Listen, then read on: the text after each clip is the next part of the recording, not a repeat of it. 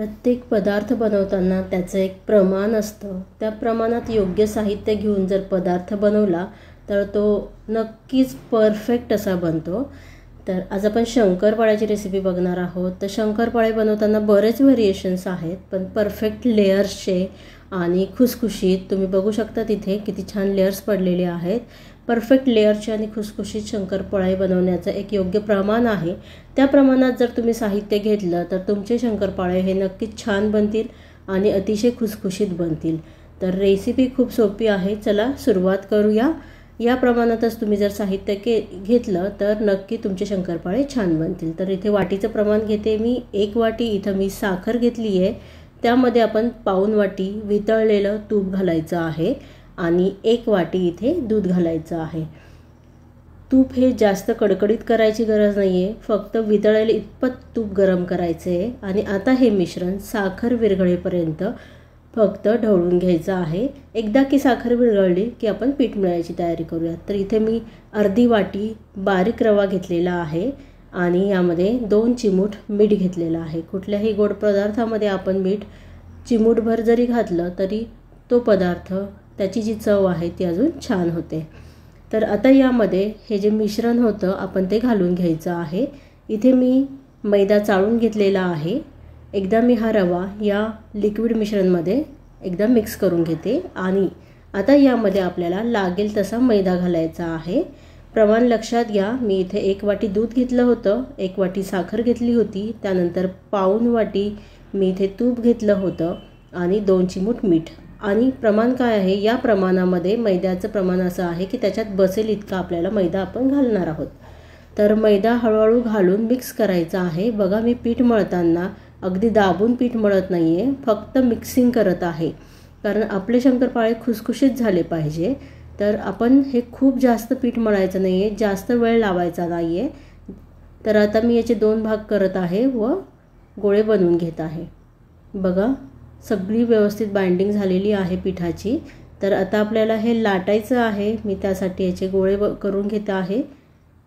तर अशा 4 भागामध्ये मी डिवाइड करते. हे शंकरपाळे बनवण्याच्या 2 महत्त्वाच्या टिप्स तुम्हाला मी सांगणार आहे. तर त्यासाठी व्हिडिओ स्किप न करता शेवटपर्यंत नक्की बघा. तर बघा हे पीठ मळल्याच्या नंतर कणकेला इथे क्रॅक्स आहेत, तर काही हरकत नाही. हे क्रॅक्स असले तरी काही प्रॉब्लेम नाही, कारण अगदीच आपल्याला पीठ एकसारखं चपातीच्या पिठासारखं करायचं नाही आहे, कारण आपल्याला असे खस्ता क्रंची आणि खुसखुशीत आपल्याला शंकरपाळे पाहिजे आहे. तर पहिली टिप आहे की आपण हे जे मिश्रण आहे जे आपण गरम केलेलं होतं, तर ते गरम असताना त्यामध्ये पीठ घालायचं नाही आहे, म्हणजे मैदा घालायचा नाही आहे त्यामध्ये. जर का गरम असताना आपण त्यामध्ये मैदा घातला तर आपल्या शंकरपाळ्यांना लेयर्स पडणार नाही. आणि दुसरी गोष्ट, आता आपण हे लाटून घेत आहोत, तर लाटताना कितपत जाड लाटायचं हाही महत्त्वाचा मुद्दा आहे. तर चपातीसारखं अगदी पातळ लाटायचं नाही आहे, कारण आपण जर असं क्यूबचा शेप जर ठेवला, म्हणजे परफेक्ट चौकोनी शेप ठेवला आणि थोडंसं जाडसर ठेवलं तर शंकरपाळा हा खूप छान फुगतो आणि त्याला लेयरसुद्धा खूप छान पडतात. माझे शंकरपाळे लाटून झालेले आहे. तर मी आता हे एका डिशमध्ये काढून घेत आहे.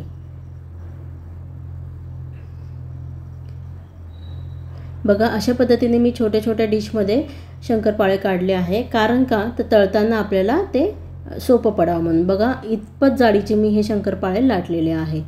आता तेल तापलेलं आहे. मीडियम टू लो हीटवरती तेल तापून घ्यायचं आहे. खूप जास्त हाय हीटवरती तापवायचं नाही आहे. आणि यामध्ये थोडे थोडे शंकरपाळे घालून आपण तळून घेऊया. शंकरपाळे तळताना खूप गर्दी करायची नाही आहे, एका वेळी खूप जास्त शंकरपाळे टाकायचे नाही आहे आणि अधूनमधून हलवत हे आपल्याला शंकरपाळे तळून घ्यायचे आहे. बघा किती छान लेयर्स पडलेले आहे, मी तुम्हाला दाखवते. बघा